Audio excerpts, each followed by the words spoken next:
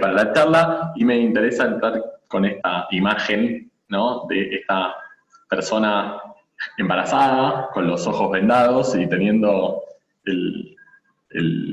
esta imagen, ¿no?, de la justicia que uno siempre tiene, y lo importante de poder equilibrar todas estas cuestiones, teniendo en consideración cuántas complejidades trae aparejada la gestación por sustitución y cuántas personas están incorporadas en esta cuestión, ¿no?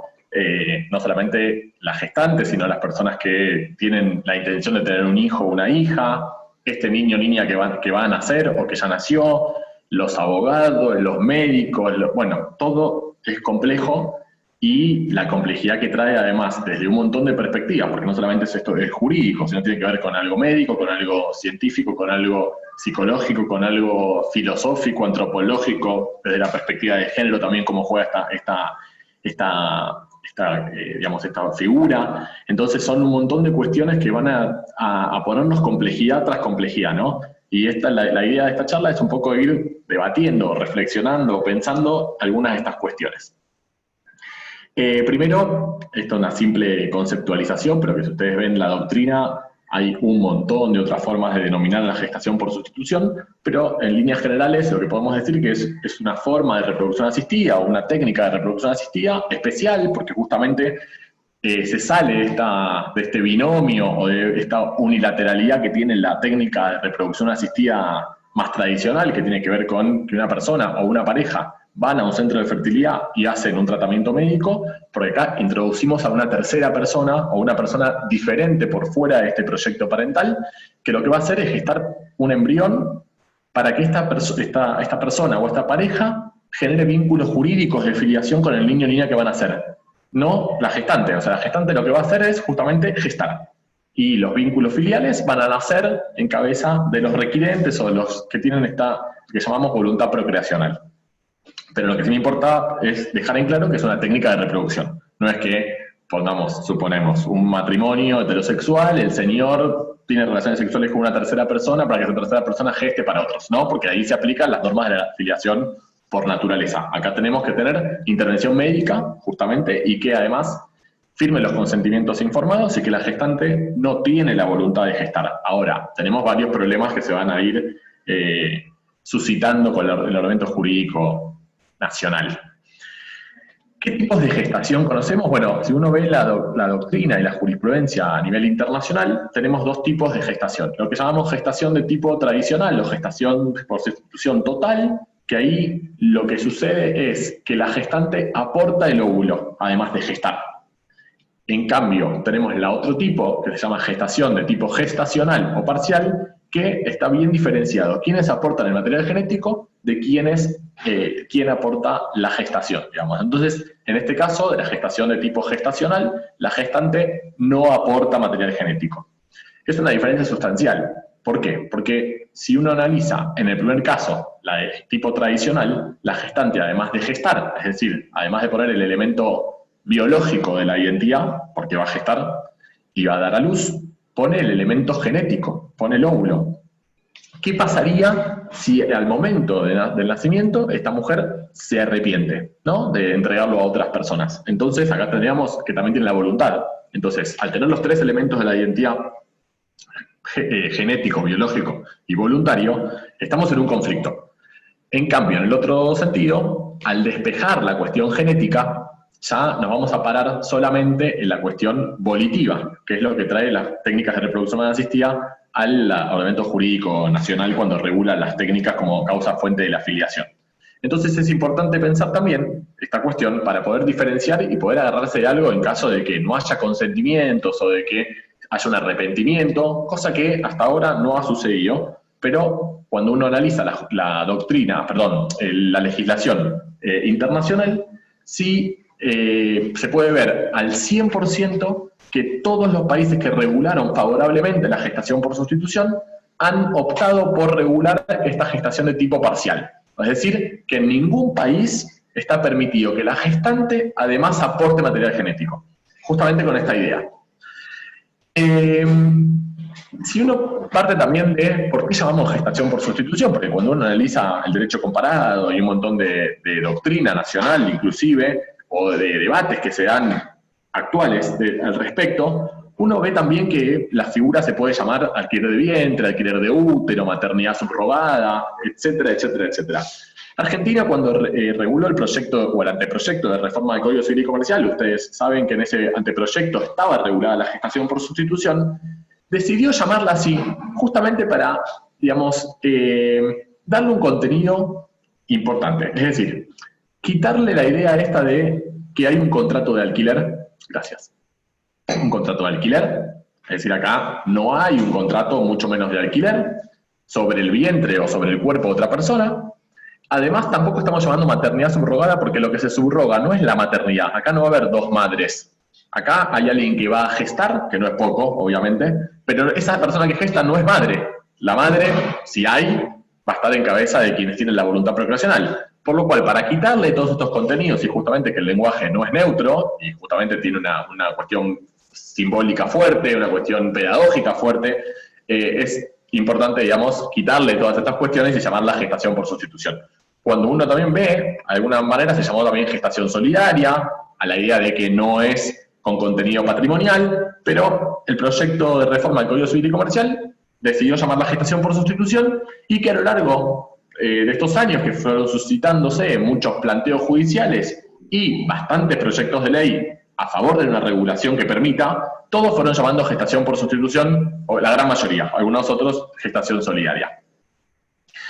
Otra cuestión que no hace neutro el lenguaje, que es importante, es esta idea de pensar que justamente la que gesta no es madre. No estamos hablando de madre genética, o de madre biológica, o de madre de alquiler, o de madre gestante, sino estamos hablando de persona gestante, o de mujer gestante, ¿sí? Yo siempre digo persona gestante, no para invisibilizar a las mujeres, que justamente es lo que no quisiera hacer ni está en mi cabeza pensarlo, también desde una perspectiva de género comprometida, desde una mirada feminista, sino también porque no podemos pensar que solamente gestan las mujeres, porque si uno tiene desde una mirada sistémica del derecho una ley de identidad de género donde dice que, perdón que te voy a usar de ejemplo, Sabrina, que tiene útero, que tiene un órgano reproductor femenino, y va al registro civil y se cambia de género y pasa a ser Gustavo, Gustavo puede quedar embarazado. Y puede quedar embarazado para sí o puede gestar para otro. Por lo cual hablamos de personas gestantes desde una mirada sistémica. Que claramente, obviamente, desde una perspectiva de género y otra vez, de una mirada feminista del tema, el 99,999% de los casos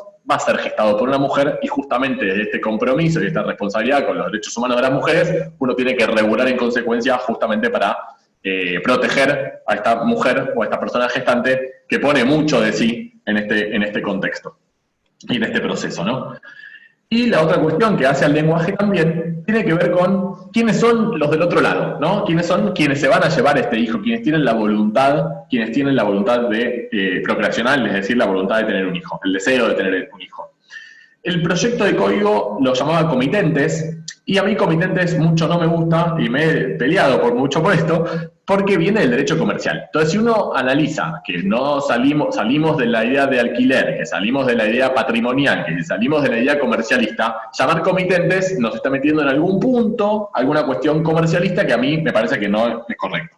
Pero es una cuestión de denominación o conceptualización. ¿Por qué progenitores de intención tampoco? Porque si no estaríamos haciendo categorías de progenitores, es decir, que hay progenitores de intención y otro tipo de progenitores. Podríamos decir la madre biológica o la madre genética, y justamente lo que no queremos hacer es eso, porque hasta en un principio de igualdad, uno es progenitor. Puede ser progenitor por adopción, puede ser progenitor por técnicas de reproducción, puede ser progenitor por filiación por naturaleza, pero es progenitor al fin, no es porque tiene una intención, ¿sí?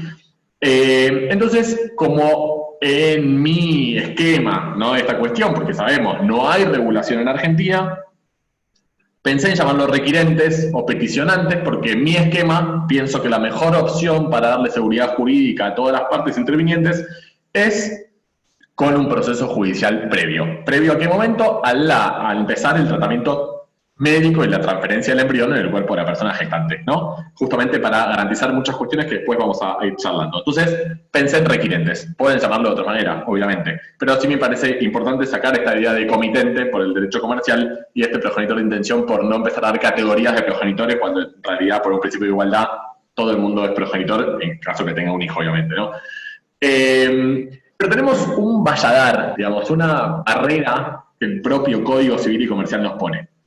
Que cuando uno va a las técnicas de reproducción no asistida, cuando dice, bueno, acá lo importante de las técnicas de reproducción es la voluntad procreacional, no nos importa el elemento genético, no nos importa el elemento biológico, porque eso es justamente acá lo que dice Violeta, independientemente de quién aporta los gametos, acá no me importa quiénes tienen la voluntad. Ahora, este artículo, cuando se quitó la gestación por sustitución del anteproyecto de reforma, se mete mano y dice, los nacidos por técnicas de reproducción son hijos de quien da luz y del hombre o la mujer que también prestó el consentimiento, por lo cual la persona que gesta también debe prestar el consentimiento y es en definitiva quiénes van a ser los progenitores en un caso de técnicas de reproducción. Ahora bien, como la gestación por sustitución es un tema o un caso de técnicas de reproducción especial porque incorpora a una tercera persona, mi pregunta es, ¿qué hacemos con esto? ¿Quién da luz? Porque acá te está diciendo, son hijos de quien da luz. Entonces, mi pregunta disparadora es si este artículo, en este concepto, es constitucional y es convencional o no. Acá hay mucho debate, obviamente, a favor y en contra de esta figura. También hay mucho debate si hay que declarar la inconstitucionalidad y anticonvencionalidad o no. Así que en ese camino nos vamos a empezar a transitar. Cuando uno analiza desde el punto de vista de la doctrina y también de la jurisprudencia, de la doctrina que está a favor, ¿no?, de la gestación por sustitución y de la jurisprudencia argentina, vamos a ver que los argumentos que dan para posicionarse a favor de la gestación por sustitución, todos tienen un marco de derechos humanos, ¿no? El interés superior del niño que va a nacer o que nació producto de esto, es decir, a tener una vida junto a los progenitores que tuvieron esta voluntad procreacional y a su realidad familiar, el derecho de los adultos a formar o a fundar una familia, todos estos están en los tratados de derechos humanos, ¿no? El derecho que tiene toda persona a formar una familia, y ojo acá con esto, y hago un paréntesis para seguir, no confundir con este que se llama derecho al hijo. Uno no tiene derecho al hijo, uno tiene derecho a acceder a la posibilidad de tener un hijo en caso que quiera.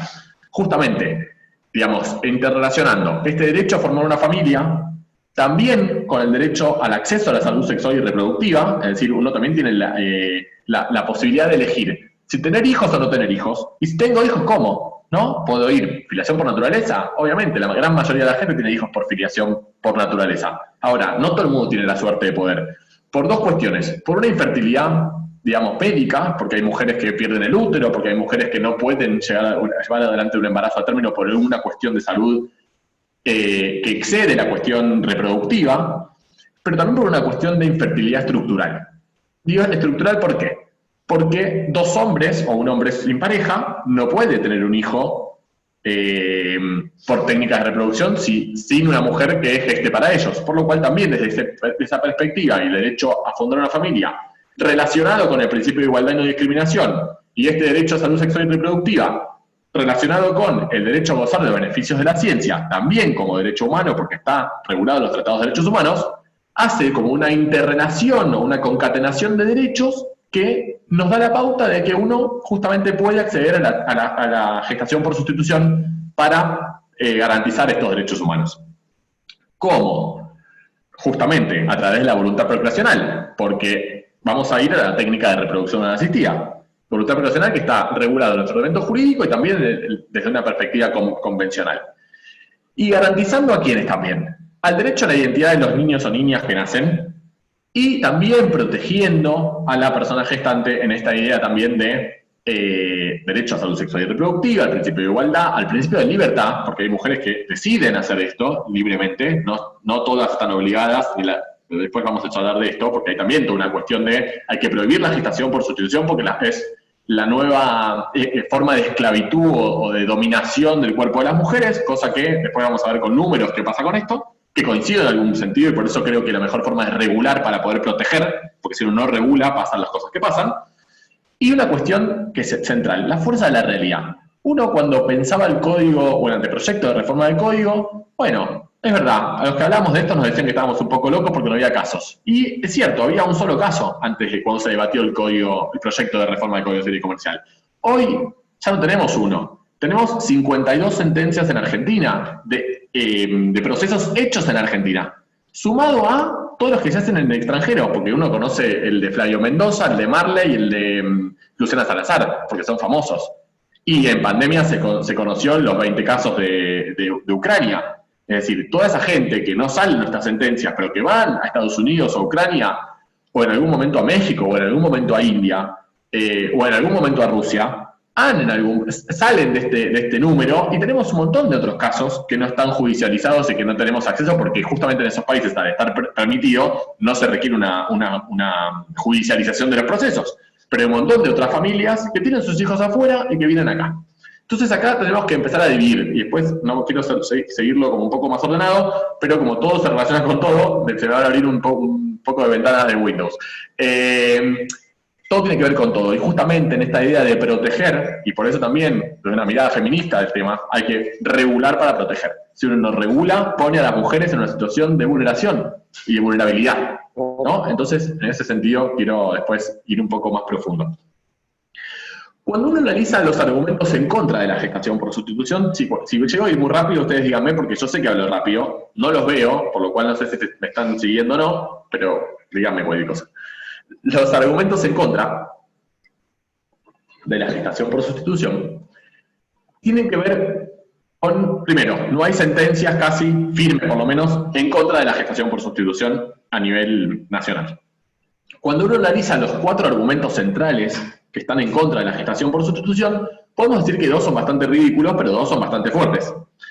Uno sobre todo. Primero, contrato inmoral. Bueno, cuando uno habla de contratos, digamos, hablar de inmoralidad del contrato, me parece que uno puede decir que el contrato es ilícito, pero el contrato inmoral, me parece que estamos ahí haciendo un poco de valoración personal. Y uno desde la subjetividad puede pensar lo que quiera, está muy bien, porque por eso vivimos en democracia y en libertad para poder decidir y pensar de cada tema lo que uno quiere.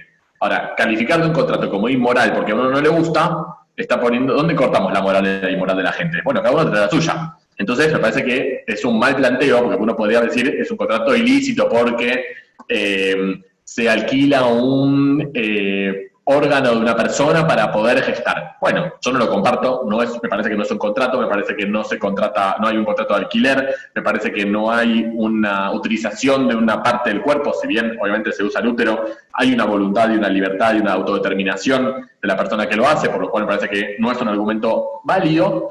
Me parece que el tercero, que es la violación del principio madre cierta es, también carece de sentido, porque uno, si piensa esto, bueno, tenemos que derogar la adopción o derogar las técnicas de reproducción.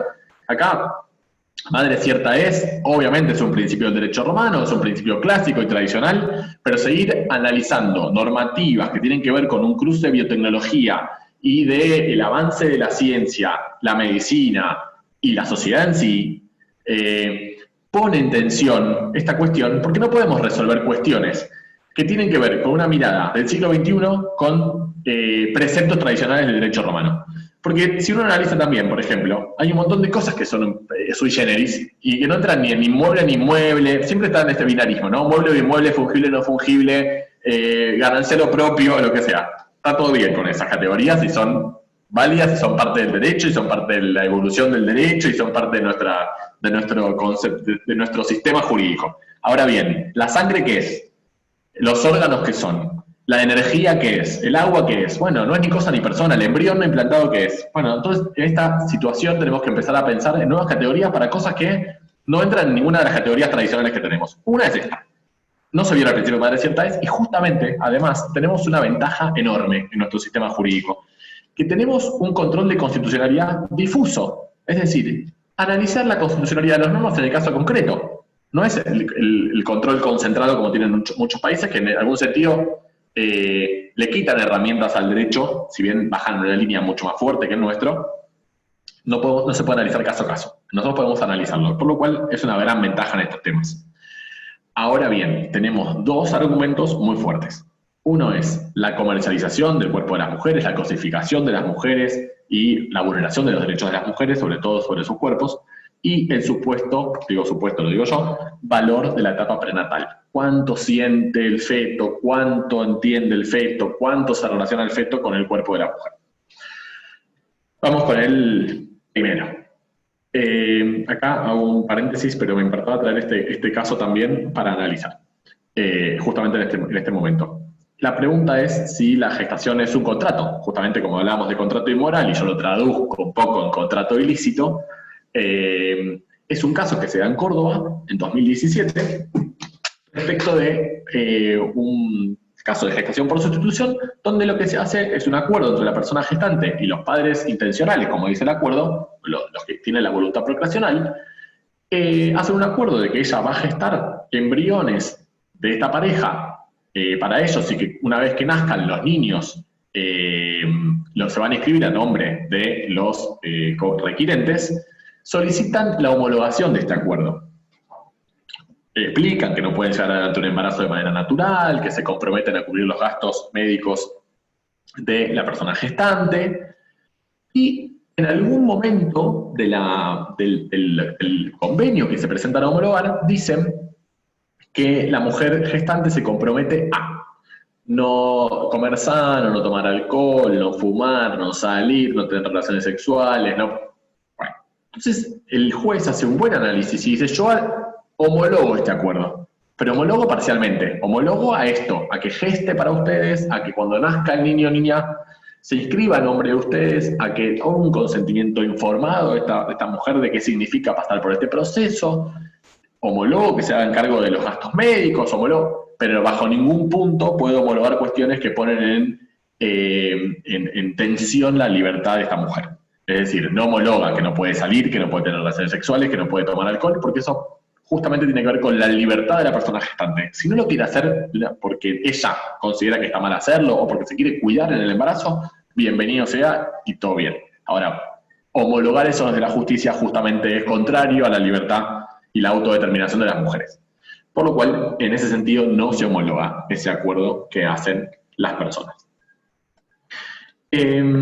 Siguiendo con el análisis de estos argumentos, hubo un caso que llega hasta hoy en la Corte Suprema de Justicia de la Nación, perdón, porque se me voló todo, donde, después vamos a analizar un poco este caso, donde la representación de primera instancia sale favorable a la gestación por sustitución de dos mellizos, dos hermanitos que nacen producto de una gestación por sustitución, pareja de dos hombres. El defensor de menores de la Justicia Nacional, muy famoso, apela a la sentencia diciendo que esto es un caso de adopción, que la madre, gestante madre, entrega en adopción a esta gente, a estos dos hombres, a sus hijos. Cuando contesta los agravios, la gestante dice esto, porque ¿qué dice el defensor en los agravios? Bueno, esta es la nueva forma de esclavitud, pero que esto se prohibió con la Asamblea del año 13, entonces seguimos con la esclavitud de las mujeres. ¿Qué dice la mujer en esta contestación de los agravios? Dice, téngase presente, vale recordarlo, que soy amiga de uno de ellos desde hace muchísimos años, y mi colaboración para con él y con H fue absolutamente solidaria y altruista. Nuestra realidad, sobre todo mi realidad como mujer gestante de los niños, en nada se compara con épocas aberrantes de nuestra humanidad. Por el contrario, referirse a quien suscribe como la persona más débil, que se somete a los deseos de quienes son más fuertes desde lo personal, lo social, lo económico, lo político, y relacionar esta situación fática con la esclavitud del siglo XIII, tal como lo sostuvo el defensor de menores, no es más que un atropello a la dignidad de quien suscribe. El defensor no ha hecho más que enarbolar un discurso paternalista sobre mi persona, subestimando mi capacidad de consentir. Miren cómo esta cuestión empieza, digamos, de alguna manera a poner en tensión cuál es el lugar que ocupa la mujer en la gestación. Y digo esto ¿por qué? Porque es cierto lo que ella dice. Acá a mí nadie me pagó, yo acá me ofrecí sola. El señor no me conoce como para decirme que yo soy más débil o que me someto a los deseos que son más fuertes ellos de lo social, lo político, lo económico. No nos conoce a través de un proceso judicial. Y ponerlo en este lugar a mí me pone en un lugar de indignidad. Y la dignidad yo la tengo por sobre todo, y me está poniendo en un discurso paternalista desde el Estado, obviamente, porque el defensor es el Estado, subestimando mi capacidad de consentir. Me está poniendo en una situación de incapacidad de poder tomar decisiones. A contrario de esta cuestión, el argumento muy fuerte, y que en algún punto lo entiendo, obviamente yo estoy a favor de que se regule, pero entiendo, me parece que por eso hay que regular, para poder hacer frente a este argumento muy fuerte que trae consigo, sobre todo una parte del feminismo, es si en realidad se protege o no se protege a las mujeres. Porque uno ve este concepto o este argumento en contra desde dos vertientes. Una es, toda gestación por sustitución pone a las mujeres en un lugar de, de vulneración y de atropello sobre sus cuerpos. Y la otra vertiente es, bueno, nos pone en un lugar si no hay control. Porque si hay control, cambiaría. Y hay otra cuestión que subyace a esto. Si es patrimonial o no. Porque no todos los casos son económicos. Porque acá dice, nos están pagando para... Entonces es una forma que el capitalismo también se mete en nuestros cuerpos para poder decir esta cuestión. Bueno, lamento decir a quienes piensan eso, que en Argentina, de los 52 casos que tenemos, en realidad son 52 sentencias, 47 casos. De los 47 casos, el 76% de los casos fueron altruistas y solidarios. ¿Y por qué? Porque lo hizo la mejor amiga, comprobado fehacientemente porque son amigas de muchos años, porque lo hizo la hermana, porque lo hizo la madre, porque lo hizo la cuñada, porque lo hizo la prima, porque lo hizo...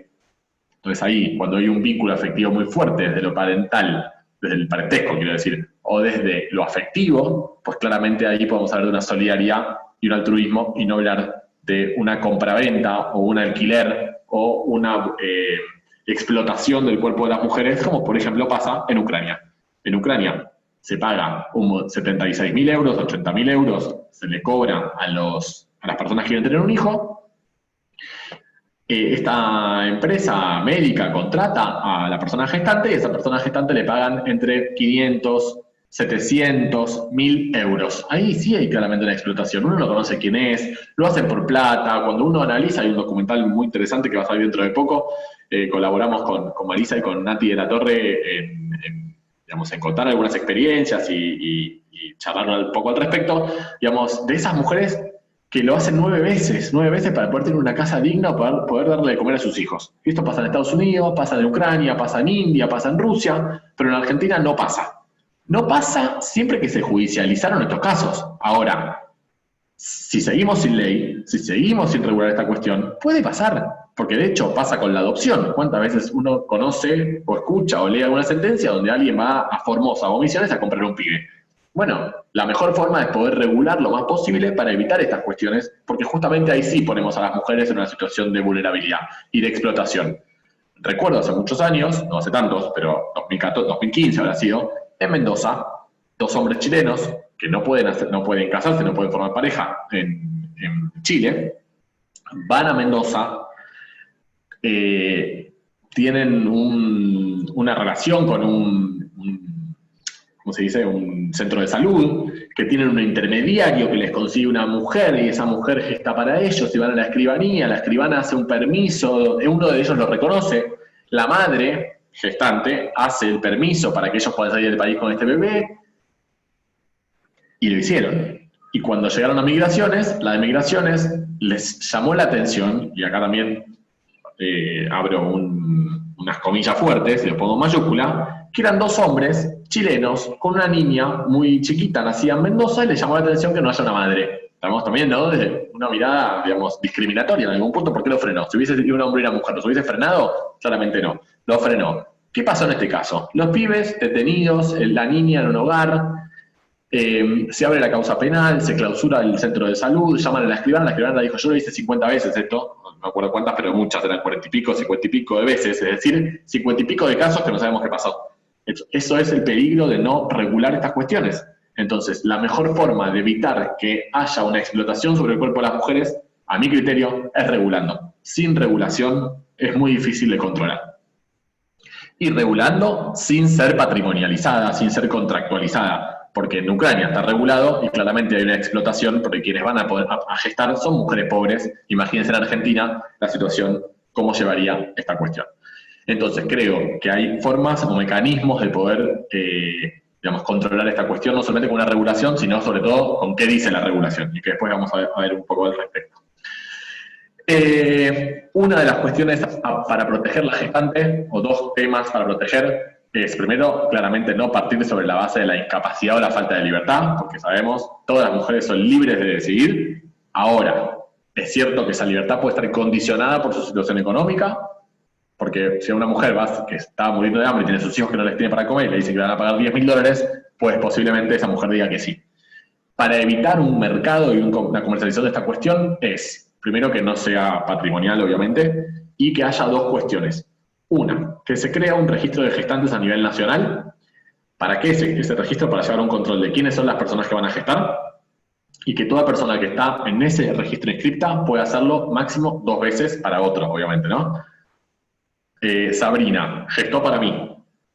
quiere ir a gestar para Alejandro, mi amigo que está acá escuchando, 2 puede. Si tiene que ir a gestar para el hijo de Lili, ya no más, porque el registro de gestantes va a decir Sabrina gestó para otros 2 veces, por lo cual evitas de alguna manera que haya mujeres que lo hagan como en Ucrania 9 veces, 10 veces, 11 veces.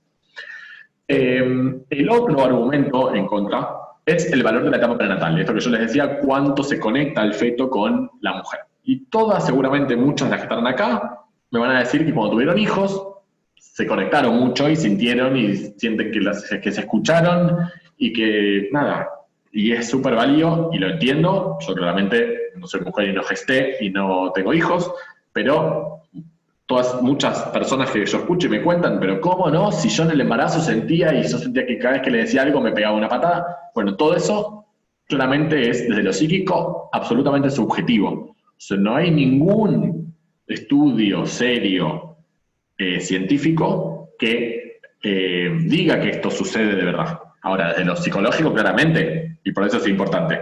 Ahora, decir que esto es así y que, por ejemplo acá, lo peor que le puede pasar a un recién nacido es que lo separen de su madre o de su gestante. La relación psicológica que mantiene con el hijo contribuye a la construcción de la futura personalidad. Todo eso, no hay ningún estudio científico que diga que sea así. Desde lo subjetivo, repito, puede hacer que uno lo sienta, como dice acá, con su madre, reconocerla, olerla, mirarla a los ojos, iniciar la lactancia, todo eso, desde lo subjetivo, todo es válido. Ahora, no hay cuestiones científicas que digan que esto realmente es así, por lo cual, utilizar este argumento para estar en contra, me parece que es un poco endeble. Pero sí es cierto que es un argumento fuerte, digamos, fuerte para mí no desde lo jurídico, sino, o desde lo psicosocial, vamos a decir, sino justamente del peso que tiene hoy este argumento a la hora de debatir la gestación por sustitución. Una cuestión central que un poco hablamos es si tiene que ser onerosa o altruista. Si uno me busca a mí la doctrina que he escrito, he cambiado mi opinión. Yo al principio escribía que debía ser onerosa. También es cierto, y acá algunos de los presentes me pueden decir que es verdad, que yo he probado en mis charlas al respecto, lamento que no las pueda ver ahora porque estoy compartiendo la pantalla, pero cuando preguntaba hace muchísimos años si tenía que ser altruista o onerosa, la gente me decía altruista. Si me decían que era digamos que sea permisiva, ¿no? La gestación o que no esté prohibida. Primero me decían que debe estar prohibida. Después empezó la gente a cambiar, decir, por tantos casos que hay, debe ser regulada, pero altruista. Pasó el tiempo y la gente empezó a decir, no, onerosa. Bueno, yo me inclinaba por onerosa, ahora la verdad que también, digamos, la perspectiva de género me ha puesto en otro lugar y siento que la mejor forma es que sea altruista. Ahora bien, con una compensación, porque hay una persona gestante, una mujer gestante, que va a estar 9 meses, que quizás no va a poder ir a laburar, que quizás pone en riesgo su vida, que tiene que ir a los médicos un montón de tiempo, hacerse los controles, todo eso. No es que uno le paga un sueldo, es que por esta prestación de servicio uno debe pagarle el médico, pagarle la prepaga, pagarle todas las cuestiones, si tiene que ir a terapia, la terapia, que contratar un seguro de vida, porque puede morirse, porque uno sabe que los riesgos de un embarazo son muchos. Por lo cual me parece que también en esta compañía la gestante pone mucho, me parece que es importante no desde el punto de vista patrimonial y oneroso, sino justamente desde la mirada de una compensación. Otra cuestión que se puede analizar es si debe regularse quién debe ser la persona gestante. Si debe ser solo intrafamiliar como tiene Uruguay, si puede ser también ampliado a personas con interés, con vínculos afectivos preexistentes, o también terceros conocidos o una persona desconocida. Si puede estar opción que uno vaya al registro que yo planteaba, se inscribe y cuando alguien no tenga una persona que quiera gestar para él o para ellos, vayan a este registro y le contacten con esta persona que no se conoce. Acá la legislación tenemos de todo un poco. A mí me parece que no me inclino por persona desconocida por ahora, me inclino más por una cuestión de relación de parentesco o socioafectiva.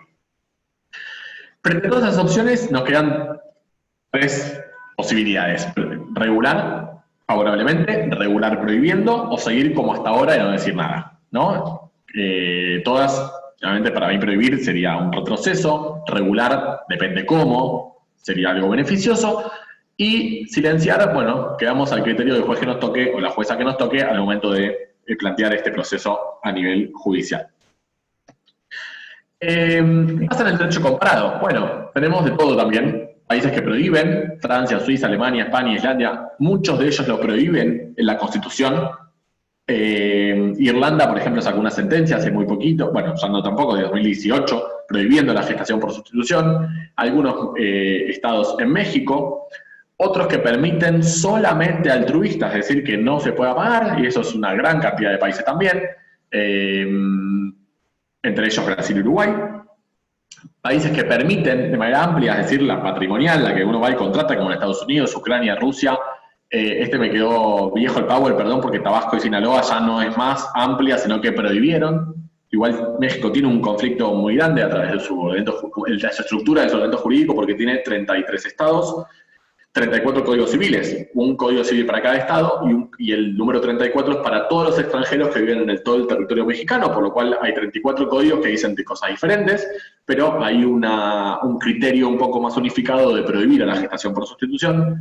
Tailandia, India, Camboya han sido los países que permitían de manera amplia y de manera internacional, pero a medida que fue pasando el tiempo lo fueron restringiendo. O sea, solamente lo pueden hacer personas que viven o que tienen nacionalidad de esos países, y, por ejemplo, India lo decía abierto a todo el mundo. De repente dijeron, tenemos muchos casos de homosexuales españoles, por lo cual, pero como no tienen permitida la homosexualidad, ahora le sacaron la pena de muerte, pero en ese momento tenían condenado, con prisión perpetua también, la homosexualidad. Dijeron, prohibimos para los homosexuales. Después vieron que tenían muchos igual heterosexuales, entonces prohibieron para los extranjeros, por lo cual queda nada más para la gente de India. Digo, lo mismo pasa con Camboya, lo mismo pasó con Tailandia, a raíz de un famoso caso de una pareja de australianos que van a Tailandia, contratan a una persona tailandesa, tiene una niña con síndrome de Down, y los flacos se van a Australia sin la niña, porque ellos no querían una niña con esta cuestión, con este síndrome de Down. Por lo cual, la persona gestante tailandesa dice, yo acá gesté, o sea, yo no soy madre de esta nena. Bueno, ¿qué pasó? Toda una cuestión compleja. Lo cierto es que hubo una niña nacida que sus progenitores la dejaron abandonada en Tailandia, ¿no? Y Perú, que a través de dos sentencias muy interesantes, permite la gestación por sustitución. Mientras tanto, en Argentina, tenemos todas estas sentencias, lo paso rápido, pero le dejo el Power, pero van a ver que hay en todos lados de la Argentina, todas estas sentencias, 52, que todas las que están firmes, las únicas que no están firmes son, vuelvo atrás, la que está en amarillo y la que está en lila. Todas las demás fueron favorables a la gestación por sustitución. Te voy a preguntar, bueno, hay dos que están apeladas, ¿por qué? Dos casos, de la misma familia, dos hombres. Es el caso que yo les conté, lo de la gestante que dijo, yo no soy una esclava como la asamblea del año 13. Una familia, dos gestaciones, dos gestantes, tienen a sus hijos, con dos procesos diferentes. Mismo juzgado, sacan la sentencia favorable a la gestación por sustitución. Mismo defensor de menores, apela la sentencia, misma cámara, y ahí me paro y les pongo suspenso para cuando lleguemos. Así que tenemos 52 sentencias, 47 casos planteados en Argentina. Esto que yo les decía, algunos datos que me parecen interesantes a la hora de analizar, es que 46% de los, 46 casos comprometen a personas, a parejas, es decir, 98% fueron parejas. Hubo un solo caso que fue una familia uniparental o monoparental. Un caso compromete un proyecto monoparental, otra mujer. 31 casos comprometen a parejas casadas, 15 a parejas en convivencia, a una persona sin pareja, 25 casos a parejas heterosexuales, 11 parejas del mismo sexo, todas parejas de hombres, una persona sin pareja, y lo que yo antes les decía, el vínculo con la mujer gestante, que me parece central a la hora de pensar que todas las mujeres están explotadas, lamento decir, 76% de los casos son parientes o amigas íntimas, por lo cual acá no podemos hablar de explotación. Vamos a hablar de una cuestión más de altruismo, de solidaridad, de compañía, de amor, y de amistad y de relaciones interpersonales fuertes. Perdón, el otro tema también es que el 57% de los casos hubo material genético de la pareja, si no de la gestante. 43%, además de haber gestante, hubo además aporte de óvulo o de esperma de personas donantes, por lo cual acá también podríamos disociar. Por ejemplo, si hay una donación de óvulos porque la mujer gestante no tiene útero, no tiene ovarios, bueno, pues entonces el elemento genético va a estar en cabeza de la donante de óvulos, que no sabemos quién es porque esto es anónimo, el elemento identidad biológica va a estar en cabeza de la gestante, y como nos importa la voluntad, esta persona que tiene la voluntad es quien va a ser la madre progenitora de este niño o niña que van a nacer. ¿Qué pasa cómo se plantean estos casos, no? Estos casos se plantean de diferentes maneras, las estrategias que llevan adelante los abogados y las abogadas de la matrícula, porque claro, al no tener ley, uno tiene que ir a decirle al juez o a la jueza, este niño que nació de esta mujer que lo parió, no es madre. Entonces se analizan de diferentes maneras. Claramente, el primero de moda fue este último, los 10 fallos, impugnación de la maternidad. Un niño nacía, se inscribía a nombre de la madre, ¿sí? Y después impugnaban esa afiliación, impugnaban esa maternidad diciendo, señor juez, haga un ADN, porque esa madre le va a dar 0, porque como no aportó el óvulo, claramente no le va a dar el ADN. Ahora, esta cuestión empieza a perder, vigencia y fuerza, porque al tener reguladas las técnicas de reproducción, ¿qué importa si el ADN da o no da? ¿Sí? Porque si es técnica de reproducción, lo que nos importa es la voluntad, por lo cual es un tema que ya hacer un ADN no nos sirve de nada. Porque si yo no firmé el consentimiento que me dé el esperma o el óvulo a mí, claramente no modifica la cuestión. Por lo cual es un tema que fue perdiendo fuerza. Y además con otra cuestión, que violan los derechos humanos de los chicos, porque acá vos tenés una afiliación acreditada que no es tal. Hasta que salga una sentencia, vos los pones a los chicos en un lugar que ya nacieron, de que su realidad no se condice con los papeles en algún punto. Y ustedes saben lo que dicen los tratados internacionales al respecto. Deben estar debidamente inscriptos de manera correcta. Si esta mujer, que lo gestó, no es la madre, tiene una inscripción que claramente no se condice con su realidad y con sus vínculos jurídicos de la afiliación. Por lo cual hay que esperar una sentencia y hasta tanto se vulneran los derechos humanos de estos niños. Las otras dos que se dieron nace el niño y iniciamos la acción judicial. Y lo que se hace es, no inscriban al niño, dejémoslo como NN hasta que la sentencia me diga que hijo de quién es. Sale la sentencia favorablemente, lo mismo con los amparos, solicitando la inscripción, la medida autosatisfactiva, la acción declarativa de certeza, diferentes estrategias, digamos, pero lo que me importa acá también es pensar que hasta tanto salga una sentencia, estos niños y niñas son NN, con lo que esto significa. Es decir, tienen vulnerado su derecho al nombre, a estar debidamente inscriptos, y con ello a no tener partida, a no tener documento, y con ello a no tener acceso a la salud, a no tener acceso a la educación, a no tener acceso a un montón de otros derechos. Por lo cual también entiendo que no es una buena forma de plantearlo judicialmente. Ahora tenemos esta forma, que claramente es la dominante hoy, tenemos 16 casos que se han planteado, y cuando uno analiza, los últimos empiezan a ser los que se plantean así, es autorización judicial previa, como decía el proyecto de reforma. Es decir, vamos a la justicia a decir, señor juez, señora jueza, nosotros queremos tener un hijo, ella va a ser la gestante, ella está de acuerdo, dicta una sentencia que nos autoriza a hacer todo este proceso médico, y que una vez que nazca el niño ya va a estar inmediatamente inscrito a nombre de los requirentes o los que tenemos la voluntad procreacional y no así de la gestante. Por lo cual, reglas claras desde el principio hacen que todo sea mucho más ordenado y mucho más fácil y mucho más sincero y mucho menos, con mucho menos miedo de llevar adelante estos procesos. Tenemos 26 casos. Así. Otra cuestión es cómo salen las sentencias o qué plantea uno en las demandas. Bueno, de estos casos, 47 casos, de los 41 casos que se suscitaron con la vigencia del Código Civil y Comercial, tenemos 16 que han declarado inconstitucional el artículo que yo les mencioné al principio, el 562. ¿Qué dice? Este 562, donde dice quien da luz es la madre, en este caso no es la madre, es inconstitucional, es anticonvencional, por lo cual hay que decir, justamente, lo que importa es la voluntad procreacional, por lo cual la gestante no puede ser caracterizada o nombrada como madre, ¿sí? O impuesta como madre porque justamente no lo es. Entonces se declara la inconstitucionalidad. Ahora, me pueden decir, todos los demás casos, ¿qué hicieron? Bueno, muchos nada, muchos como se plantearon diferentes estrategias, también fue, impugnamos la afiliación y la afiliación al que da el ADN. Inmediatamente inscribimos a los niños. O artículo 1 y 2 del código, no hace falta declarar la inconstitucionalidad, con decir nada más que con una mirada sistémica de los tratados internacionales, con el artículo 1 y el artículo 2 del Código Civil y Comercial, basta para decir que dar respuesta a estos casos, digamos, ¿no? Yo me inclino más por la declaración de inconstitucionalidad. Otro caso que se plantea, que me parece pésimo, de la jurisprudencia, es un caso que se suscitó en San Martín, en 2015, en San Martín, provincia de Buenos Aires, donde se plantea como autorización judicial previa y el juez le dice, yo estoy de acuerdo con la gestación por sustitución. Además, no está prohibida, por lo cual si está prohibida, está permitida, artículo 19 de la Constitución. Pero como aún no tenemos niño o niña, le dice, ¿a qué venís a la justicia? Más o menos fue así, ¿no? Yo se lo digo de manera criolla, traduzco el fallo desde lo jurídico a lo criollo. ¿Para qué venís? Vení cuando haya un niño que necesita ser inscrito.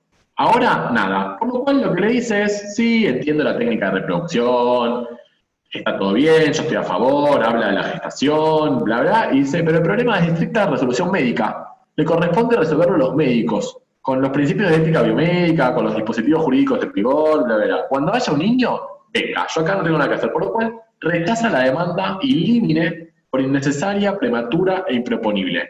Esto trae dos conflictos. Uno, no le da respuesta a la gente. Pero además, otro peor, que es cuando el niño nazca, va a tener que iniciar una acción judicial para decirle lo que ya le podrías haber dicho, o lo que significa para este chico. O sea, no tener inscripción o tener una inscripción que no se conoce con su realidad. Por lo cual el juez en algún punto está diciendo, volveremos los derechos a los pibes, vuelva después.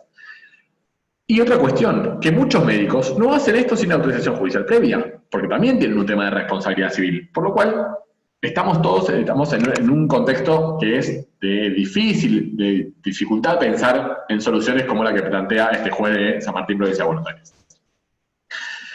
Un caso muy interesante, ustedes saben, trabajo en la justicia, pero no hace tanto, hace 4 años, pero antes, el último caso que llevé adelante, o que hice las demandas, por lo menos, fue este caso, que fue esos casos que a uno le da mucho, ¿no? Mucho, no desde lo jurídico, sino también desde lo personal. Un caso donde primero le preguntan a Marisa Herrera, bueno, Marisa, como es de CONICET, no tiene matrícula, no puede ejercer la profesión, nos deriva el caso a Nati de la Torre y a mí.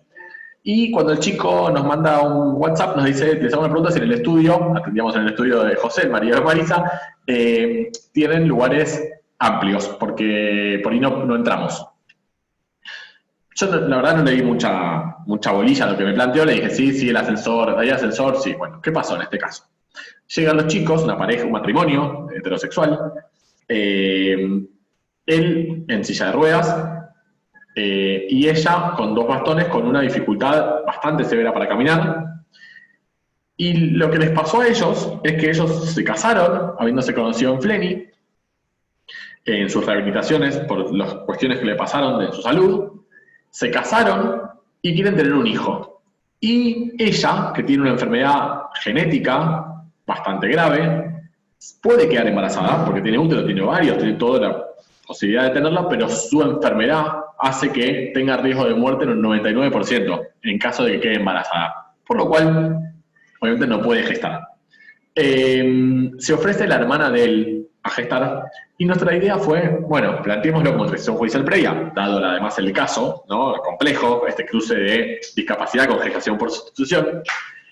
Pero lo que nos pareció interesante es que ellos mismos redactan los hechos, ¿no? Que ellos mismos puedan poner en palabras lo que nosotros no podíamos traducir como abogados, porque lo que uno siente frente a estas cuestiones, uno no se puede poner en el lugar del otro. Que muchas veces los abogados y abogadas lo intentamos, pero justamente pensamos que este caso era para que justamente ellos puedan decir todo lo que quieran decir desde lo emocional, porque también esto también hace a su derecho a formar una familia, tener un hijo, y por qué necesitan de esta figura para poder hacerlo.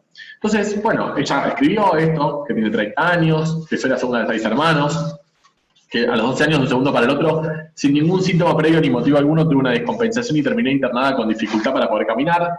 Desde ese momento mi vida cambió absolutamente. Era un caso rarísimo, por lo que luego de varias semanas de internación, millones de estudios y consultas, interconsultas con médicos del país y del exterior, se llegó a la conclusión de que padecía síndrome de Cobb, una malformación vascular congénita, no hereditaria. Dicha malformación es un angioma en la décima dorsal de coligaciones de la médula nerviosa, motivo por el cual era, y aún es hoy, imposible extraer porque se corre el riesgo de una cuadriplegia. Luego de 2 operaciones recuperé la movilidad, y volví a hacer vida normal. Luego de ello vino lo más duro. Como no había casos como el mío, les dijeron a mis padres que lamentablemente no había nada que hacer más que seguir controlando el angioma que sigue ahí porque no se puede extraer, pero que no iba a volver a caminar. Él se va a Brasil con sus amigos, se tira a hacer snorkel y pega la cabeza contra una roca y queda cuadripléjico. O hemipléjico, sí, cuadripléjico. Por lo cual empieza la rehabilitación, se conocen en Fleni, se enamoran y se casan. Y quieren tener un hijo. Nuestro planteo, además, era también analizar desde una perspectiva de los derechos de las personas con discapacidad, ¿no? En estas condiciones de igualdad con los demás, igualdad real con los demás. Y como el artículo 23 de la Convención de los Derechos de las Personas con Discapacidad dice el respeto del hogar y de la familia, y justamente esta idea de tomar todas las medidas positivas para que las personas con discapacidad estén en igualdad de condiciones con respecto a las demás personas relacionadas con la familia, la paternidad, las relaciones personales, ¿sí?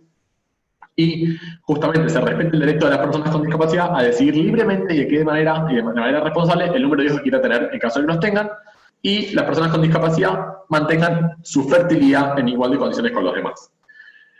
Sale la sentencia, una sentencia de San Isidro, favorablemente, le hace lugar a la situación, y para mí la sentencia es una sentencia más, tiene algunos errores, pero no me quiero meter en esos. Lo que sí me importa es preguntarles qué piensan ustedes, si en la sentencia debía decir algo respecto a las personas con discapacidad o no. Y acá tenemos como un juego que se hace, ¿no? Porque digo, el juego de una manera de decir, ¿no? Responsablemente lo quiero decir, desde la mirada normativa.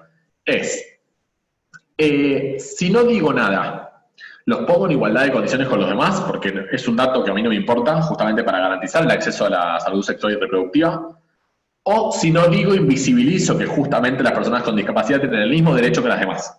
¿No? Yo la verdad que en el momento no me lo planteé hasta que ellos leyeron la sentencia y me dijeron, nada dijeron al respecto. Y se les hizo ruido, digamos, ¿no? Digamos, como todas estas cuestiones, como uno no las vive, como al otro sí le puede generar alguna cuestión. Entonces, eso es una cuestión para que podamos pensarlo y analizarlo, que muchas veces, para no caer en esto de si digo, discrimino, por ahí, es no decir, pero justamente el decir es quizás también visibilizar y empoderar a estas personas para que en condiciones de igualdad real estén en las mismas condiciones que los demás. Me parece interesante para analizar. Vuelvo al caso que les planteé antes de estar en la Corte, ¿no? Queremos saber, no duermo pensando, ya ahora pasó mucho tiempo porque la Corte está tomando su tiempo, porque este caso llega a la Corte en 2016 y el segundo llega en 2017, es si la gestación por sustitución va a ser resuelta por la Corte de una manera ampliatoria, es decir, reconociendo más derechos o con un principio de regresividad. Son los dos casos que yo les conté, mismo familia, misma jueza de primera instancia, mismas decisiones en los dos casos, mismo defensor apela a las sentencias, la primera llega a la Sala H en 2016 dice que se revoca esa decisión y que se dispone que la señora juez de grado, con la mayor premura posible, ordene la inscripción del nacimiento de los mellizos con los datos filiatorios que surgen del consentimiento y de las constancias del parto, es decir, la gestante es madre, y que concomitantemente se resuelva la adopción por integración de estos menores, le hace niñez, niña, porque es una niña y un niño, a favor de la pareja o del marido, del progenitor. Misma familia, recuerden, misma jueza de primera instancia, dice gestación por sustitución sí, mismo defensor apela, misma sala interviene en el segundo caso, y en 2018 la sala dice, como señalaron en el objeto precedente, hay que confirmar la sentencia porque 562 es inconstitucional y hacer lugar a la gestación por sustitución. Por lo cual, tenemos de la misma familia dos casos iguales que llegaron a la Corte los dos, uno con sentencia de la Sala H revocada y uno con sentencia de la Sala H confirmada, donde esta que se confirma, obviamente no apelan los progenitores, sino quien apela es el defensor de cámara. El fiscal. Hace muy poquitos días, 27 de agosto de 2020, sale el dictamen de la Procuración General de la Nación, firmado por el doctor Víctor Abramovich, donde plantea algo muy interesante, que yo la verdad no me lo había pensado. Él dice, hay que mantener el recurso extraordinario, cuando leo el primer párrafo casi me agarra un amparo, porque dije, no me digas que Abramovich está en contra de la gestación como el defensor. No. Él dice, hay que plantearlo, hay que mantenerlo y que la Corte resuelva. Que la Corte resuelva porque no se puede seguir así, más o menos, ¿no? Entonces dice, acá es una pareja de 2 hombres que fueron una técnica de reproducción. Efectivamente ejercen el rol del padre desde el día del nacimiento. Asumieron sus tareas de crianza y de cuidado. La mujer gestante no aportó material genético. Tiene 3 hijos propios. Dieron el consentimiento hasta los hijos en la audiencia. Tuvieron intervención judicial. Indicó ella previamente que no tiene voluntad procreacional y lo volvió a hacer en sede judicial. Lo ratificó en todo el proceso judicial luego del nacimiento. Pero dice, pero ojo, porque la inconstitucionalidad de 562 resulta arbitraria y contradictoria. Y miren el argumento que trae la Procuración General. Dice, ¿cómo puede ser que la jurisdicción diga que hay una norma que es inconstitucional cuando hay una figura que no está regulada? Dice, es contradictorio. ¿Cómo voy a decir que una norma es inconstitucional si no está regulada? Es decir, él analiza, la gestación por sustitución no tiene regulación. ¿Por qué esta norma es contraria a la gestación por sustitución si la técnica de reproducción está justamente permitida? Y si el artículo 19, por el principio de reserva, dice que todo lo que está prohibido está permitido, pues entonces adelante y se podría hacer. Yo no coincido, me parece que es un buen planteo, pero me parece que si uno dice que andaluz, como dice 562, tiene un vínculo de filiación con este niño, pues algo entonces hay una barrera que 562 está poniendo.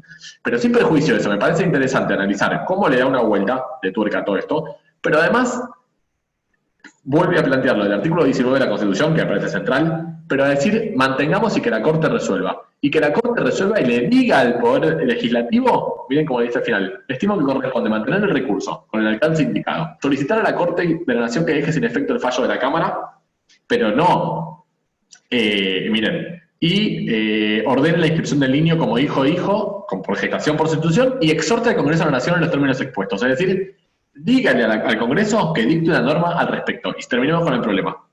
Esto es 27 de agosto de 2020, recién salido del horno. Veremos qué hace la Corte, porque mientras tanto hay 3 pibes que tienen una inscripción provisoria, con lo que eso significa. Para terminar, últimos 2 fallos. Este es un caso muy interesante, donde también hay una imposibilidad de gestar. Acá, tanto los miembros de la pareja como las gestantes son todos abogados. Plantean una autorización judicial previa, y lo que plantean en la sentencia es que el niño o niña que nazca tenga el derecho a conocer su realidad de origen, es decir, analizar esta cuestión de que el Código Civil y Comercial trae para las técnicas de reproducción, de conocer quién aportó el material genético, bueno, hacer una aplicación analógica a también quién es la persona que lo gestó, ¿sí? De la misma manera que está planteado en el 563, 564 del Código Civil y Comercial. Y, obviamente, no existe reclamo filatorio alguno. Y por último, el último fallo, y una cosita más, es que en un caso también se plantea el tema de las licencias. Hay varios casos que se plantean el tema de las licencias. La licencia laboral, ¿a quién le corresponde? ¿A la gestante o a la requirente? En este caso, lo que dice es que la licencia, justamente, como tiene en cabeza, o en miras, perdón, la persona que va a llevar adelante los cuidados de los primeros meses de vida del niño o niña, justamente son los progenitores, no así la gestante, por lo cual la licencia debe otorgársele también a los que tienen la voluntad procreacional, sin perjuicio de eso la gestante, obviamente, por la explicación del principio de realidad, aunque por las particularidades del caso ya se dijera que no revestirá la condición de madre, también le corresponde la licencia, justamente por esta idea de recuperación de un posparto, lo que significa el estado de puerperio, etcétera, etcétera. Por lo cual mantienen los dos. Por último, hubo ya 12 proyectos de ley presentados desde la entrada en vigencia del Código Civil y Comercial, todos por el estado parlamentario. Tenemos nada más estos 3 vigentes, uno presentado por el diputado Lipovetsky en 2019 con la intención de modificar el Código Civil y Comercial para regular este aspecto. El segundo planteado por el senador Julio Cobos en este año, donde él plantea no autorización judicial previa, igual que el de Lipovetsky, es acuerdo entre las partes de manera administrativa, acá nada tiene que hacer la justicia. Y el tercero, planteado por la diputada Gabriela Esteves, también este año, diciendo autorización judicial previa, y lo que dice este proyecto es modificar 3 artículos del Código Civil y Comercial, el 560, que agregar un párrafo que es el amarillo, dice, los casos de técnicas de reproducción, de gestación por sustitución, la persona gestante debe prestar el consentimiento para someterse a una práctica médica, no consentimiento informado para generar filiación, a diferencia del que tienen que firmar los que tienen la voluntad procreacional. Modificar también el 561, que dice el consentimiento que debe prestar la gestante no debe ser protocolizado ni certificado, porque esa no es causa fuente de la afiliación. Sí hay que protocolizar o certificar quienes van a llevar los certificados al registro civil para que se acredite la afiliación. La gestante nada tiene que ver con esto. Y modificar el 562, esto que yo les decía antes, que dice quien da luz es la madre, dice los nacidos, que diga los nacidos por técnicas de reproducción son hijos de quién o quiénes prestaron su voluntad procreacional. ¿Sí? Sacando esta idea de madre cierta es. Y se incorporan dos artículos. Uno, 562 bis, la gestación por sustitución es, y dice que todo tiene que hacer, que significa que hay una autorización judicial previa, sin ánimo de lucro, que la persona que lleva adelante el embarazo no va a tener vínculos jurídicos de filiación con los niños que nazcan, con quien la gestante posee lazos afectivos con los pretensos progenitores.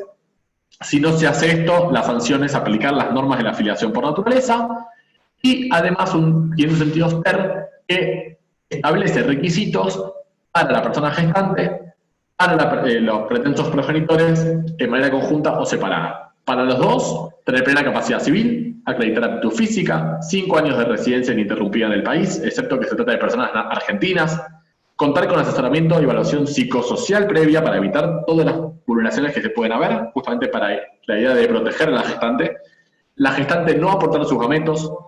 Vemos que, como yo les decía al principio, la gestación de tipo parcial o de tipo gestacional, no haber sometido a un proceso de gestación más de 2 veces, haber un registro civil y haber dado a luz y tener por lo menos un hijo propio, justamente para saber lo que significa pasar por un embarazo, un parto y un puerperio. Solamente lo saben quienes pasaron por esta situación. Y para los pretensos progenitores, que tengan la imposibilidad de gestar o llevar adelante un embarazo a término por razones de salud, sexo, género, identidad de género y orientación sexual, contratar un seguro de vida a su costo y a favor de la gestante, cubrir todas las cuestiones de los gastos médicos, traslados, tratamiento legal y psicológico, y la compensación debe estar garantizada, o debe estar, perdón, establecida y regulada por la autoridad de aplicación de la 26862, que es la ley de acceso integral a la cobertura de las técnicas de reproducción, le hace el Ministerio de Salud de la Nación. Por lo cual, esta es la idea del proyecto de reforma que me parece a mí el mejor de los tres. También modifico una parte de filiación por naturaleza, que no importa.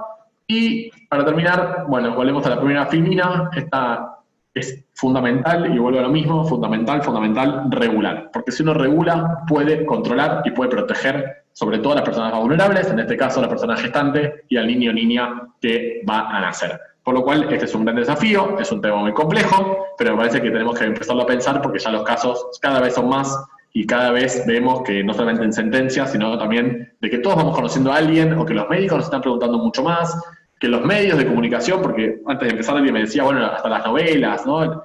Las series y todo están planteando este tema, por lo cual la realidad nos pone en una situación, nos pone en jaque, digamos, y necesitamos una regulación a mi manera que permita, pero que justamente controle en beneficio de los más vulnerables. Así que nada más. Mientras tanto acá, como dice este lindo personaje, he decidido enfrentar la realidad, así que apenas se ponga linda me avisan. No estamos pasando por una linda situación, pero bueno, acá por lo menos todos juntos y juntas se hace por lo menos en un ratito un poco más llevadero todo. Muchas gracias de nuevo y ahí está mi mail para que nos podamos contactar cuando quieran, si necesitan algo. Por favor, con razonabilidad, como les dije antes. Gracias. Excelente, excelente. Muchísimas gracias. Muchísimas gracias, Fede. La verdad que es súper claro. Bueno, en el chat hay un montón de agradecimientos. Gracias. Creo que a medida que fuiste desarrollando la chat, que pregunta si se presenta un problema en el embrión o feto y altera el futuro esperado, y una de las partes se retracta, y o ninguna parte quiere hacerse cargo. ¿A quién le cabría la responsabilidad civil? A ver, ¿me lo lees otra vez? Perdón, quiero responder bien. Sí. Bien, está bueno. ¿Se presenta algún problema con el embrión o el feto. Sí. Y altera el futuro esperado, digamos que tiene Bien. algún problema, supongo, el niño al momento de nacer, calculo que está preguntando. Y Bien. una de las partes al momento de nacer se retracta, o ninguna se quiere hacer cargo, ¿a quién Bien. le cabe la responsabilidad? Perfecto. Bueno, acá tenemos que dividir dos cuestiones centrales. Primero, una cuestión central es si es embrión o si es feto. Si es embrión, es decir, que no hay todavía una transferencia de este embrión al cuerpo de la persona gestante, por lo cual está querido preservado ese embrión. Si el embrión no es viable, ese embrión no se va a utilizar para la gestación por sustitución. Es decir, siempre los médicos hacen un análisis de los embriones y hay una técnica que se llama diagnóstico genético preimplantacional, que se hace, o más conocido como DGP, que lo que se hace es como una especie de biopsia a ese embrión, para que si ese embrión es viable y tengamos la opción de llevar adelante un embarazo a término y un posible embarazo, un posible nacimiento, pues se va a utilizar ese embrión. Por lo cual, si es embrión, el embrión no viable no se usa. Después tenemos que ver qué pasa con esos embriones, porque no hay legislación que lo regule, ¿no? Pero ese en principio no se usa. Ahora bien, si ese embrión es transferido y hay un problema en el feto, porque de hecho puede suceder, claramente quien tiene la voluntad, quien tiene la posibilidad de decidir interrumpir ese embarazo, claramente es la persona gestante, porque te hace su derecho personalísimo a interrumpir el embarazo. Ya los requirentes no pueden obligar a decir yo no quiero tener un hijo con una malformación, por lo cual abortar, claramente nadie puede obligar a abortar a alguien, ¿no? En el contexto de cómo está la situación del aborto, ¿no? En la regulación argentina. Sin prejuicio de eso, también es cierto que uno antes de la transferencia de los embriones firma los consentimientos informados, si no, no se transfiere el embrión. Por lo cual, si la mujer gestante no aborta y ese feto tiene una malformación y nace un niño con un problema de salud, claramente los progenitores van a ser quienes firmaron el consentimiento. Lo podrán entregar en adopción, podrán hacer un daño o perjuicios a la clínica en caso de que puedan demostrar que hubo una diligencia en el deber de seguridad o en alguna cuestión con la responsabilidad médica, pero a veces no pasa nada de eso y sucede dentro del cuerpo y en el propio desarrollo del feto. Pero bueno, entonces hay como muchas posibilidades. De hecho, hay daños y perjuicios en técnicas de reproducción, no en gestación por sustitución. De hecho, también hay, digo, pero de manera distinta. En técnicas de reproducción hay casos en Argentina, ya hay dos o tres, pero hay uno en particular de la Sala D de la Justicia Nacional, o la Sala B, no, la Sala D de la Justicia Nacional, donde nace una niña con fibrosis quística, una enfermedad tremenda, porque aparte lleva a la muerte esta enfermedad, y los progenitores hacen daños y perjuicios a los médicos. Y los médicos que dicen, yo cumplí con todo. Acá quienes incumplieron fueron los centros que tenían que tomar las pruebas, las muestras a los donantes. Bueno, cuando demandan a estos dos centros, se demuestra que quien llevó adelante la cuestión de la extracción de esperma del donante cumplió con todos los protocolos, pero no así quien llevó adelante la extracción del óvulo, por lo cual, ¿qué hace la justicia? Dice, bueno, si estos cumplieron y esto no me pueden demostrar, claramente la responsabilidad viene de ahí y los condena justamente por daños y perjuicios. Ahora, la niña nació con problemas y seguramente vaya a morirse por la situación tremenda, por la enfermedad tremenda que padece. Pero bueno, fueron indemnizados por el centro que se dedica a tomar las muestras de ovodonación. Pero bueno, ahí por eso son diferentes. No sé si respondí, obviamente, si no, Amado, habilita el micrófono y decime, sin problemas. Perdón, ya te revolucioné el orden, Sabri. Sí, buenas tardes. Estoy tratando de analizar el contexto, sí, obviamente hacía referencia al momento en que, estamos hablando que dado todos los argumentos estén buenos, a medida que se va desarrollando el proceso embrionario, ¿está bien? Sí. No se puede determinar en algún momento si hay alguna malformación o hay algún fallo, digámoslo, con ese embrión que produzca un futuro incierto. Cuando esa verdad se descubre o sale a la luz post nacimiento, hay una parte que dice, bueno, yo no quiero, y la otra, bueno, pero ya está, ustedes lo pidieron, yo tampoco lo quiero, porque ustedes eran los que lo estaban pidiendo. Entonces entra una disyuntiva ahí, a ver ¿hacia dónde voy con la responsabilidad civil? No sé si Es me que, explico. a ver si yo lo sigo con su idea. Quienes son progenitores acá, no hay dudas quiénes son quienes firmaron el consentimiento, si no, no van a poder hacer técnicas de reproducción. O sea, esto está regulado en el Código Civil, por lo cual la gestante acá nada tiene que hacer, no tiene ninguna responsabilidad.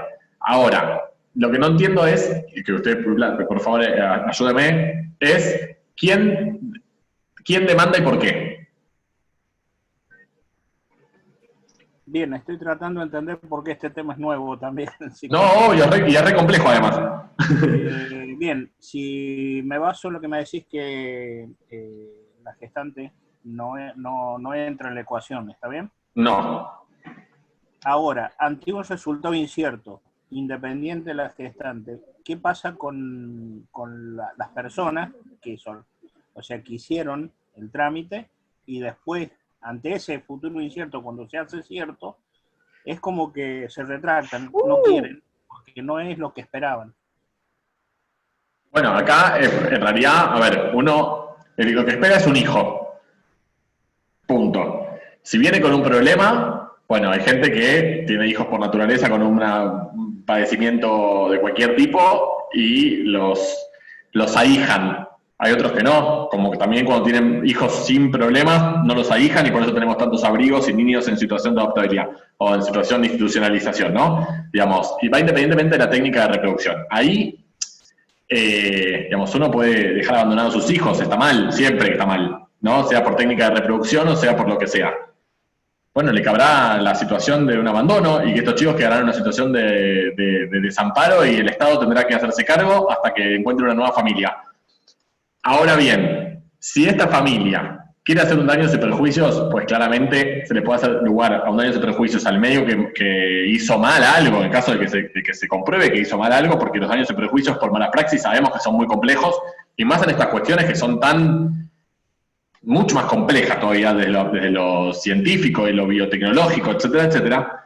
Pero claramente, si esta familia quiso tener un hijo, tuvo un hijo con una malformación o un padecimiento de salud, lo deja abandonado y hace daños y perjuicios, no creo que haya un juez en toda la Argentina que le haga lugar, porque primero, digamos, hay un problema de decir no quiero a mi hijo, entonces la responsabilidad no podría, digamos, no sería justo, digamos, en algún punto, ¿no? No sé si me explico lo que quiero decir. Sí, entiendo, está perfecto. Yo basándome también en, digámoslo, en los consentimientos previos. Sí. Entonces decía, bueno, a ver, no queremos hablar de contrato, está buenísimo. Hablemos de consentimiento o voluntades. Las voluntades están y la teoría es que si, como decía usted, hay familias y familias, tipos y prototipos, etcétera. Bueno, mucho tiene que ver el juego de la selección natural. ¿Está bien? Entonces, yo puedo tener una cuestión y que nazca Down en condiciones normales, o sea, me refiero a mi matrimonio normal. Ahora, si voy a buscar la posibilidad de tener uno, obviamente que quiero que ya que van a estar estudios de por medio, análisis de por medio, etcétera, de por medio, y me aseguran que hay una posibilidad de que ese niño sea, digámoslo, estamos hablando de algo en un contexto teórico, que sea un niño sano, y de rompe y raja en el transcurso se determina que ese futuro que yo esperaba ya no es lo que venía, y me retracto antes de o posterior al parto. Es que no puede retractarse, porque uno tiene que firmar consentimiento. Estoy tratando de entender. Ok, es así. Técnica de reproducción común, salimos de la gestación por sustitución. Un minuto, porque es una técnica de reproducción igual. El código dice, 1, antes de la transferencia del embrión, o al cuerpo de la persona, ¿no? O de la inseminación, porque puede ser una técnica de baja complejidad, que no se forma el embrión fuera, sino que se hace la inyección, no me acuerdo cómo se llama, ICSI, citoplasma intrauterina, es decir, se inyecta el esperma dentro del óvulo, es decir, y la inseminación es intracorpórea. Antes de hacer eso, uno tiene que firmar un consentimiento. El consentimiento tiene un doble carácter. Por un lado, es un consentimiento de una práctica médica, y por otro lado, un consentimiento que va a reconocer la filiación por la voluntad procreacional. Es decir, que antes de cualquier práctica médica, uno tiene que firmar esos consentimientos, por lo cual ya está todo claro desde el principio. Una vez firmado eso, cada uno el suyo, porque es un derecho personalísimo, no importa que sea pareja, cada uno va a firmar el suyo, y va a decir que Federico Notrica tiene un proyecto parental con Sabri Vitali, Sabri Vitali un proyecto parental con Fede Notrica. Listo, cada uno firma el suyo, que se hacen de manera, digamos, conjunta, pero cada uno firma el suyo. Ya ahí va a estar reglas claras, que aceptaron las prácticas médicas y sus riesgos, porque justamente por eso es un consentimiento informado médico, y además se resuelve la cuestión filial, por lo cual también está resuelto eso. Es mucho más fácil de resolver la cuestión por técnicas de reproducción que una cuestión filial por naturaleza, porque ¿cuántos casos tenemos? ¿No? Un encuentro sábado de la noche, post-boliche, y una mujer quedó embarazada, y al tipo nunca más lo encontramos, y ¿cómo lo reclamamos? Porque no tenemos ni el teléfono, ni el nombre. Acá no podemos hacer nada si no firmamos el consentimiento. Después podamos decir que el consentimiento fue firmado por un vicio del consentimiento y que me pusieron un chumbo en la cabeza y me obligaron a... Bueno, todo eso hay que probarlo, ¿no? Principios generales del derecho. Digo, pero la normativa es clara. Si no firmo el consentimiento, no hay transferencia del embrión. Y en ese consentimiento también están aseguradas las cuestiones riesgosas de una práctica médica. Por eso justamente tiene ese doble carácter de práctica médica y de cuestión filial. No sé si me expliqué. Sí, clarísimo, clarísimo. Obviamente hay que profundizar mucho más en el tema. Sí, obvio, sí, sí. No, por favor. Muy nutrida la... Bueno, gracias. Gracias, espero que le haya servido. Disculpe, Sabrina. Fede, no, por favor, gracias. Fede, quieren saber, la doctora Claudia Estabile, espero que haya pronunciado bien su apellido, ¿cuál es tu opinión sobre la crioconservación de embriones? Obviamente yo estoy a favor de que se criopreserve, porque es también una forma de asegurar, digamos, ¿no? De que, por ejemplo, a ver, no es lo mismo, acá también hay que hacer una diferencia, ¿no? Que uno criopreserve esperma, que uno criopreserve óvulos. Para el esperma es muy fácil de donar o de extraerse, ¿no? Porque no voy a poderme explicar con esto, pero todos sabemos cómo es. Muy bien. Y es muy fácil para los hombres. Ahora, para las mujeres es mucho más complejo, porque se requiere de una hiperestimulación ovárica, una cirugía, un posparto, un postoperatorio, por lo cual, y es mucho más riesgoso, porque a los hombres no les pasa nada, y las mujeres pueden perder el útero y se pueden morir, digamos, ¿no? Donando óvulos o extrayéndose sus propios óvulos para el uso personal. Por lo cual me parece que la criopreservación es una buena forma de que las mujeres, sobre todo, lo hagan una sola vez, puedan extraerse varios óvulos, los criopreserven y después los utilicen a medida que los vayan necesitando o que vaya no funcionando el primer proceso o el segundo o el tercero. Ahora bien, me parece que la cuestión central es toda persona que se somete a esto quiere tener un hijo. ¿Está claro? Tiene un hijo y no vuelve más al centro de fertilidad. Y en el medio ahí quedan o gametos o embriones criopreservados forever and ever. ¿Qué pasa con todo eso? Y ahí me parece que está la cuestión a tener que debatir. Si se puede, si son gametos, nada, porque no hay discusión. El tema es si son embriones, porque ahí empieza la discusión si los embriones no implantados son o no son personas para el derecho. Claramente para mí no son, pero hay toda una discusión jurídica, filosófica, antropológica, psicológica, sociológica, etcétera, y nunca se va a acabar. Estas son las discusiones jurídicas que van a ser para el fin de los tiempos. Ahora bien, ¿qué pasa con esos embriones? ¿Se pueden donar a otras parejas? ¿Se pueden donar para investigación? ¿Se pueden criopreservar para siempre? ¿Se pueden tirar a la basura? ¿Qué se puede hacer? Bueno, no hay ley. No hay nada que diga que se puede hacer. Hay proyectos de ley, hay proyectos de ley. El Congreso no los trata porque aparte son temas súper complejos, obviamente. Una cosa, están todos de acuerdo con un proyecto que se votó en diputados y se tuvo media sanción, pero el Senado no lo trató. En diputados, casi por unanimidad, votaron la ley. En el Senado no se votó porque hubo una cuestión ahí claramente política, ideológica, ¿no? Y decían, bueno, la votamos si solamente dice donación a otras parejas. Y cuando uno analiza, y esto doy fe acá porque hace 11 años que participo de proyectos de investigación en Argentina, en España, al respecto, cuando uno pregunta a la gente que tiene embriones criopreservados, si ya tiene hijos, ¿qué quieres hacer con esos embriones? La gran mayoría no te dice donación a otras parejas, ¿eh? Te dicen, si son familias del mismo sexo, te dicen cesar la criopreservación, tirar el embrión a la basura. Ya está, tenemos un hijo, no queremos más. En general. Las parejas heterosexuales, en general, te dicen donación para la investigación o seguimos manteniendo la criopreservación. Pagamos tanto tiempo más, porque por ahí lo queremos usar en el futuro, por ahí. Ahora, la donación a otra pareja no está tan... no es la que la gente elige. Porque también estas cuestiones de mitos, de prejuicios, ¿no? Voy a tener un hijo por ahí dando vueltas que no es mi hijo, pero en realidad es mi material genético, pero es un poco mío, pero no lo es. Todas esas cuestiones que se juegan desde lo subjetivo y que son súper válidas siempre y todas. Me parece que la discusión va a estar ahí. ¿Qué pasa con los embriones criopreservados para el futuro cuando la gente no vuelve nunca más? Y la legislación no da una respuesta. Mi respuesta es que esté regulado todo y cuando uno no lo quiere usar más, vaya, firme un consentimiento de cese de la criopreservación, lo saquen del freezer y ya está. Porque pues yo pienso que el embrión no es persona. Ahora, para el que piense que es persona, muy difícil diga esto que estoy diciendo yo, claramente. Bien. Bueno, mucho para legislar. Sí, obvio. Bueno, Fede, te agradecemos un montonazo. Gracias por haber estado, ya te entretuvimos como 1 hora y media. Bueno, yo la paso súper bien, siempre bien.